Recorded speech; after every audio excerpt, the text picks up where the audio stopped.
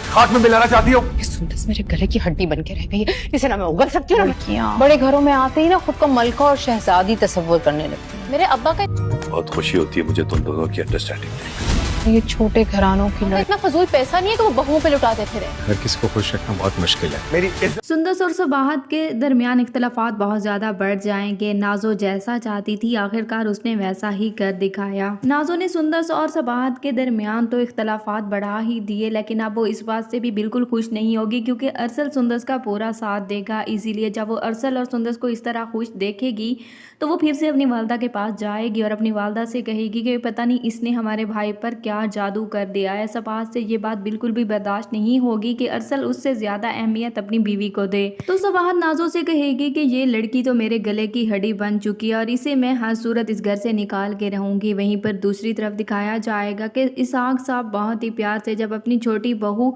अबरिश के लिए ब्रेसलेट लेकर आएंगे। इसहाक साहब और सबाहत जब घर वापस आएंगे और नाजो जैसे ही वो ब्रेसलेट देखेगी वो फौरन ही बातें सुनाना शुरू कर देगी। वो अपनी वालदा से कहेगी कि क्या मेरे बाप का पैसा इतना फजूल है कि वो अपनी बहुओं पर इतना फजूल खर्च कर रहे हैं। सबाहत जैसे ही ये बात सुनेगी वो फौरन ही नाजो से कहेगी कि ये बात तुम्हारे बाप को पता नहीं क्यों नहीं समझ आती कि छोटे घर की लड़कियां हमेशा ऐसा ही करती हैं। और आखिरकार वो ब्रेसलेट वो अबरिश को नहीं और एक मामूली सी अंगूठी लेकर वो अबरिश को दे देंगी। लेकिन इसहाक साहब को मालूम हो जाएगा कि सबाहत ने वो ब्रेसलेट छुपा लिया है, इसीलिए वो सबाहत से कहेंगे कि तुमने मुझे कहीं भी मुंह दिखाने के लायक नहीं छोड़ा।